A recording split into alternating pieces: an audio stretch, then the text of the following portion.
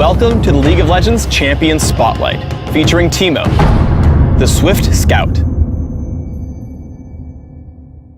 Teemo is a ranged champion with a number of builds, including mage, as well as physical or magical DPS. In this spotlight, I'll be covering a couple of DPS builds, but don't be afraid to experiment with your own. Teemo's passive is Camouflage. If Teemo stands still for a few seconds, he becomes invisible. Any action from this state will remove the invisibility and give Teemo a temporary attack speed buff. Blinding Dart damages and blinds target enemy, rendering all basic attacks useless for a short time. I grab a point here at level 2 and max it last. Move Quick is a passive active ability. As long as Teemo has not been struck by a champion or turret in a while, he enjoys bonus movement speed. When activated, Teemo gains a much stronger movement speed boost that lasts a few seconds and is not interrupted by damage. I take Move Quick at level 3 and max it by level 13. Toxic Shot passively causes Teemo's basic attacks to deal bonus damage and poison the target. This poison deals extra damage over a few seconds. I max Toxic Shot by level 9. Teemo's ultimate is Noxious Trap, which places an invisible poisonous mushroom on the ground. Enemies who step over the mushroom cause it to explode, damaging and slowing surrounding enemies for a few seconds. Noxious Trap is placed on an ammo system. Teemo may store up to 3 mushrooms and place them in quick succession. As with all ultimates, I rank it at levels 6, 11, and 16. Your very early laning should focus on harassing your opponent while last hitting. Always try to land a basic attack into Blinding Dart to whittle down your opponent. As Lee Sin comes into gank, I see he heads toward the bottom of the brush, so I head towards the top to cut off Akali's escape. As he runs, I hit a basic attack and Blinding Dart, then follow Lee Sin to the turret. Because I follow in, he jumps to me with Safeguard and lives with First Blood. As Akali returns to lane, I use the same playstyle. Each time she closes to attack, I tag her with Toxic Shot and Blinding Dart. Once she lays Twilight Shroud, I know she wants to attack me, so I stop her from triggering Mark of the Assassin with Blinding Dart. Every time she breaks out, I hit her with Toxic Shot again. I then stay out of range until her shroud is about to end. I push in, taking her down with basic attacks and Blinding Dart. After Akali reaches level 6, she jumps me in lane.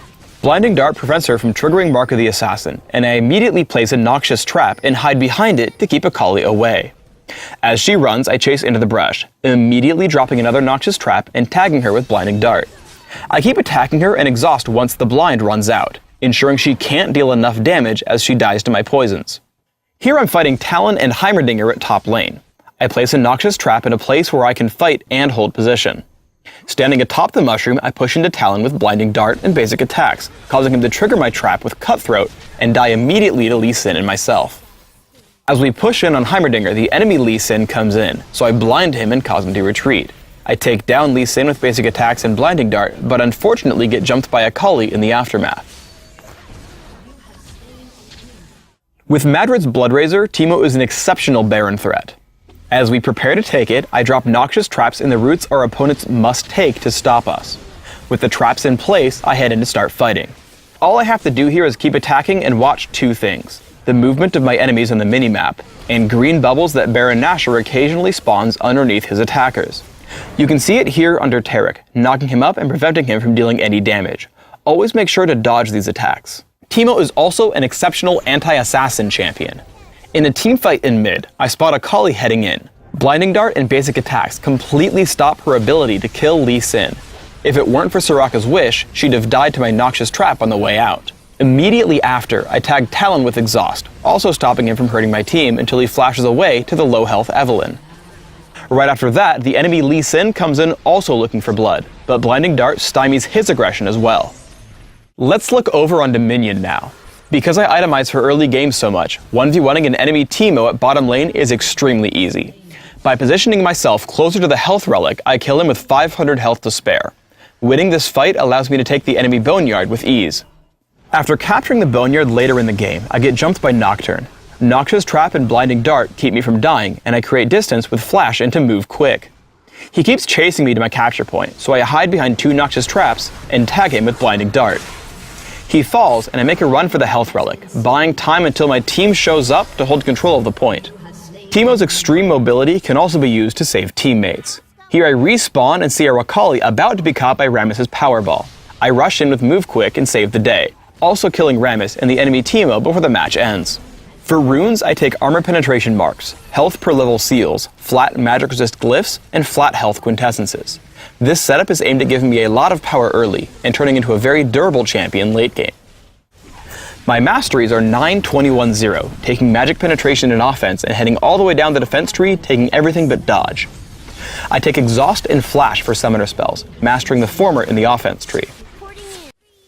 I max Toxic Shot right away, adding a point in Blinding Dart at level 2 and leaving it there. After Toxic Shot, I max Move Quick before taking more points into Blinding Dart.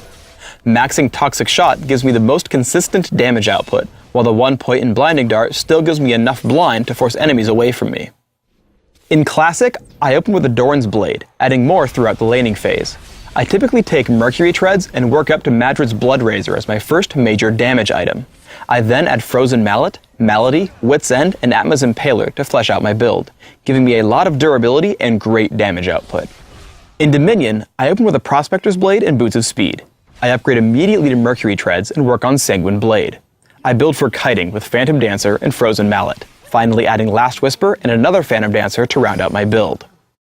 Thanks for tuning in to the Teemo Champion Spotlight. Please subscribe to the Riot Games YouTube channel above, and don't forget to thumbs us up just below the video.